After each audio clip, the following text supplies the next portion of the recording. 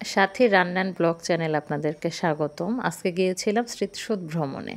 স্মৃতিসৌধ ভ্রমণ হচ্ছে আমাদের বাসার একেবারেই সন্নিকটে জাতীয় স্মৃতিসৌধ অবস্থিত।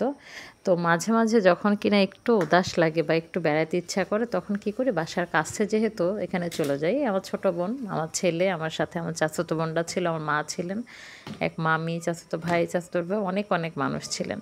তো গিয়েছি, যাওয়ার পথে কিছু বাদাম, চিপস, কিছু কোল্ড ড্রিঙ্কস এগুলো কিনে নিয়ে বসে গেছি।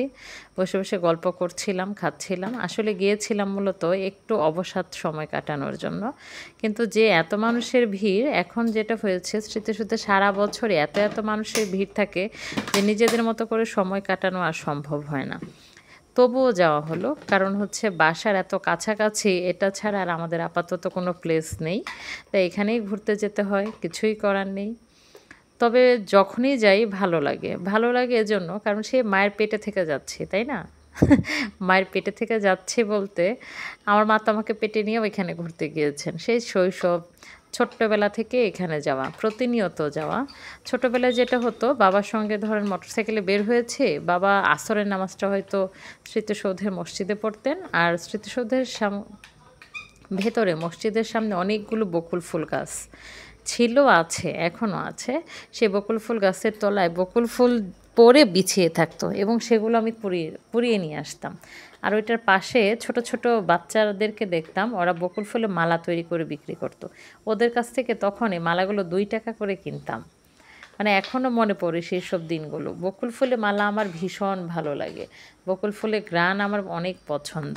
তো যখনই যাই শৈশবের স্মৃতি রোমন্থন করি। এখন আমার ছেলে যায়, এখন বাচ্চাকে এইভাবে ছেড়ে দিতে পারি না, কারণ এখন এত এত মানুষের ভিড় যে ওকে এক জায়গায় বসিয়ে রাখতে হয়, নাহলে ওকে হাত ধরে নিয়ে ঘুরতে হয়।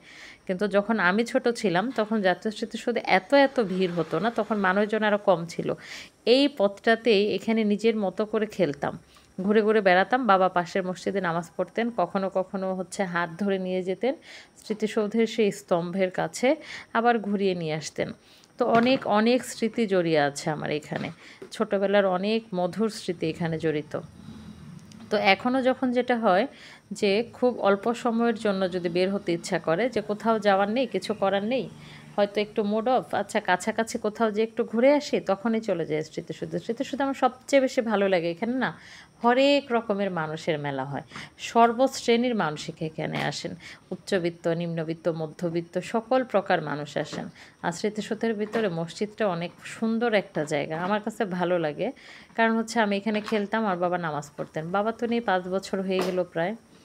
তো বাবার স্মৃতি যেখানে যেখানে জড়িয়ে আছে সেই সব জায়গা থেকে আমার বেশি ভালো লাগে। এই যে দেখেন ময়ূরের পেখমগুলো আজও আছে সেই ছোট্ট